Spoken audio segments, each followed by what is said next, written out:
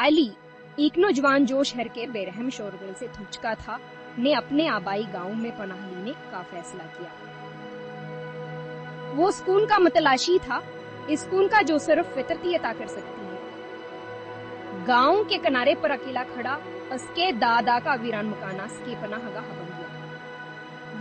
ये दौर की एदिगार थी, अपनी टूटी हुई दीवारों, धोल आलूद फर्नीचर और एक अजीब व गरीब खामोशी के साथ जो फजा में भारी थी। घर ने इसका खैर मकदमखले बाजुओं से किया या कमास ने ऐसा ही सोचा। दिन के वक्त सूरज की रोशनी दरारों से होती हुई धौलदार फर्श पर आमीद अफजान मोने बनाती थी। परंदों केचा छाहा और पतों की केसर सराहट खामोशी को तोड़ती थी। जवास के शहरी तनाव वाले आसाब के लिए एक सुकून बख्श मेहरबानी थी, लेकिन जिसे हैसोर्ज गरोब होता, घर पर एक अजीब सी तब्दीली छाती। साए लंबे होते गए, जैसे गिरफ्त करने वाले पंजे हो। एक बार सुकून देने वाली खामोशी आई, एक खौफनाक खामोशी में तब्दील हो गई, जो सिर्फ पुराने घर के शीशे टूटती थी, क्यों को हरत में ढल जाती। इन गरूब आफताब के औकात में अली ने पहली बार किसी की मौजूदगी को महसूस किया। इसके दिल में एक एक बेचैनी सी रिंग गई। ऐसा महसूस होता था जैसे कोई ऐसे देख रहा है। यह हल्के हल्के से शुरू हुआ। इसके अंजर के किनारे पर एक तीसरा या इसके कान से टकराता हुआ एक रत सरगोशी उसने थिकन समझ कर नजरअंदाज कर दिया। एक दबाव वाली शहरीज जिंदगी के बाद के असरात वहलत था। आने वाले दिन सुकूना व खौफ का एक परेशान करना मिजाज थे। अली ने खुद को गांव की तरफ खींचते हुए पाया, इसकी तीन गलियों को तलाश करते हुए, इसके लोगों से दोस्ती करते हुए। फिर भी हर शाम जैसे ही वह वापस आता, खौफ का एहसास वापस आ जाता, पहले से कहीं ज्यादा मजबूत। सरगोशियां बुलंद होती गईं, साए और ज्यादा मुस्तकिल होते गए। इसने अपने खौफ को माकूल बनाने की कोशिश की। इसने अपने आप को बताया कहीं टूटी हुई खिड़कियों से हवा कैसी टिप जा रही, अटारी में आवार हबलियां दौड़ रही। लेकिन घराई में एक फितरी जबलत ने इसे खबरदार किया कि कुछ गड़बड़ है। इसके आबाई घर के साए में कुछ मनहूस पाओ। एक शाम जैसे ही सूरज की आखिरी करने आसमान से गायब हुई, अली ने इसे देखा।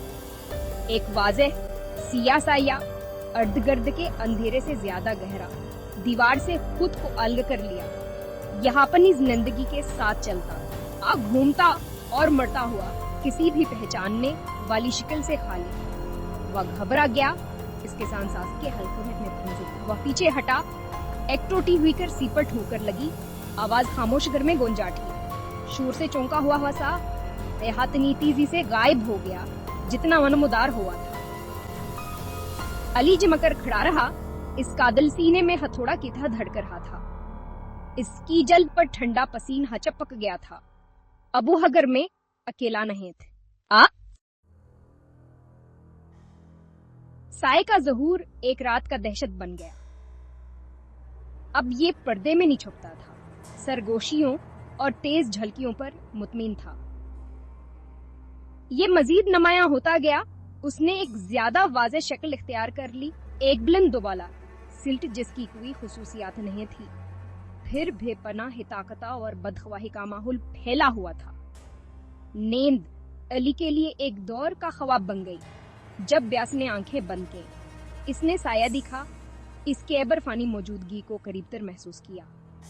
वो जागता पड़ा रहता, इसका जिस्म नाव में रहता, पुराने घर की हर दराड़ा और कराहे को संता रहता। इस लम्हे से खौफजहर हता था, जबान दीरा घरा हो जाएगा और साए वापस आ जाएगा। दिन के वक्त इसने मामूल की कीनकलुहरत को दोबारा हासिल करने की कोशिश की। इसने गावलों के साथ बातचीत की, कहानियां और हंसी शेयर की। इन खौफनाक चीजों को भुलाने की कोशिश की। जवान धीरे के बाद इसका इंतजार कर रही थी, लेकिन खौफ बरकरार रहा। उसके पीठ में एक मुसलसल गरा अस्केरो हंसे चपका हुआ उसका अपना साया। जवाबात के लिए बेचैन अली ने किसी पर भरोसा करने का फैसला किया। उसने उनके बुजुर्ग एक अक्लमंद बूढ़े आदमी को तलाश किया جوابنی دانشمندی یا اور نادید ہدنیہ کے سمجھ کے لیے جانا جاتا تھا۔ جیسے ہیلی نے اپنے تجربات سنائے، بزرگ کے چہرے پر گہری تشویش کے آثار نمودار ہوئے۔ اس نے غور سے سنا، اس کی آنکھیں ہمدردیہ اور خوف کے مرکب سے بھری ہوئی تھیں۔ تم پہلے شخص نہیں ہو جنہیں سائے نے پریشان کیا ہے، نوجوان، بزرگ نے کہا۔ اس کی آواز دھیمی تھی۔ اس نے علی کے بدترین خدشات کی تصدیق کی۔ گھر واقعی ملون تھا، یہ ایک بدخوا ہستی سے جڑا ہوا تھا، خالصان دھیرے کیا، ایک ہستی جو خوفاور نامیدی کو کھاتی تھی۔ بزرگ کے مطابق سائے ہن لوگوں کی طرف متوجہ ہوتا تھا، جواب نے اندران دیرا رکھتے تھے، یہاں کے گہرے خوف کے بارے میں سرگوشی کرتا تھا، ان کی عدم تحفظ کو بڑھاتا تھا اور آہستہ آہستہ خفی طور پر انہیں مکمل طور پر کھا جاتا۔ علی نے سنا، اس کا خون برف میں بدل گیا۔ اس کے اندر کیا اندھیرا چھپا ہوا تھا جس نے اسدیم برائی کو جگا دیا تھا؟ سایہ سے کوئی آسان فرار نہیں ہے، بزرگ نے خبردار کیا۔ اس کی آواز افسوس سے بھری ہوئی تھی۔ یہ تمہارے خوف کو کھاتا ہے، تمہارا خوف جتنا زیادہ ہوگا اتنا ہی مضبوط ہوگا۔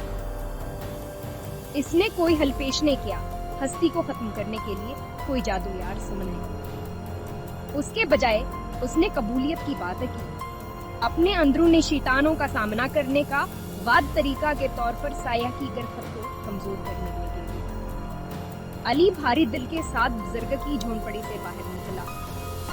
لعنت کا اذنا پر دب گیا، اسے خوف سے دم گھوٹ دیا۔ وہ پھنس گیا تھا اپنے آبائی گھر میں اکیلا، ایک ایسی استی کے رحموں کرموں پر جسے وہ نہیں سمجھتا تھا، ایک ایسی استی جوا سے خود سے بہتر جانتی تھی۔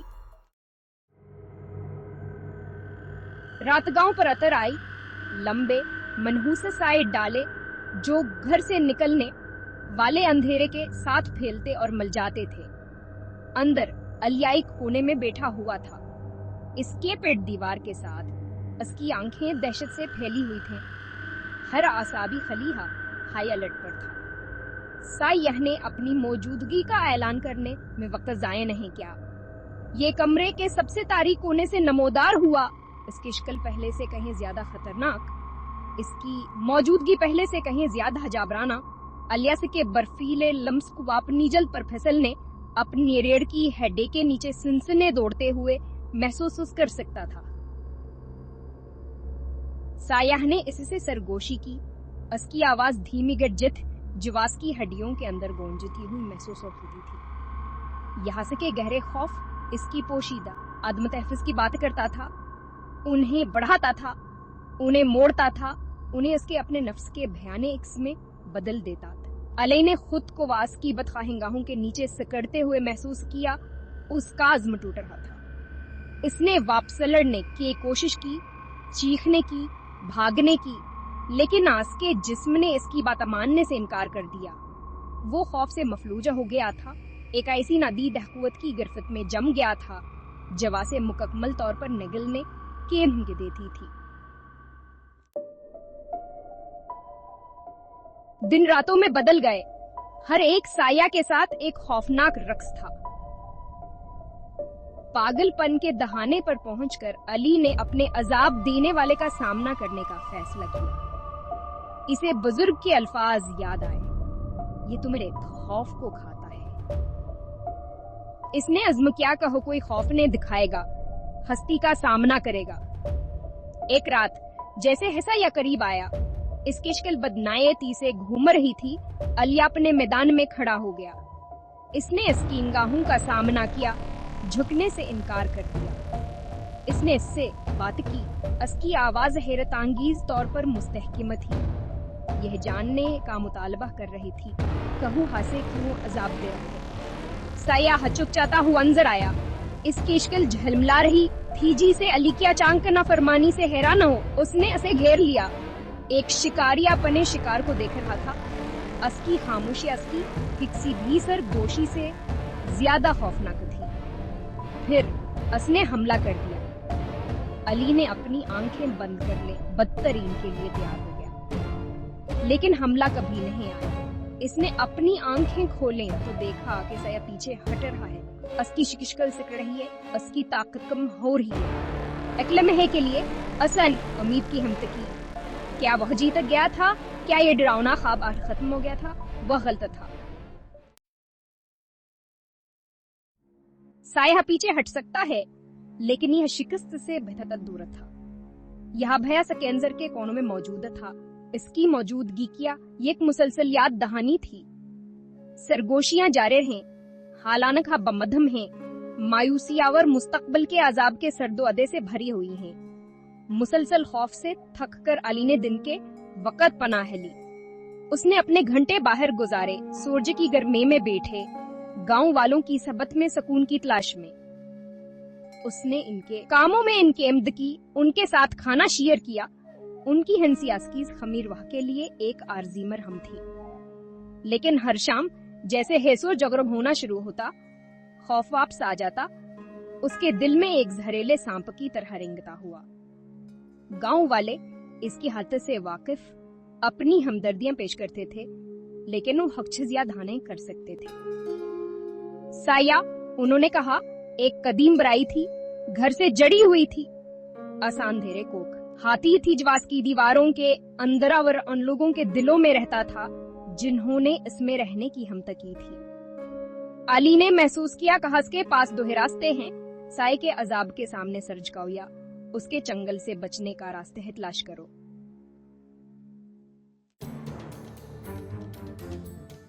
فرار کا خیال علی کے ذہن میں جڑ پکڑ گیا. ہر گزرتے دن کے ساتھ مضبوط ہوتا گیا. وہ جانتا تھا کہو ہسائے یہ یا کو شکست نہیں دے سکتا, روایتی منوں میں نہیں.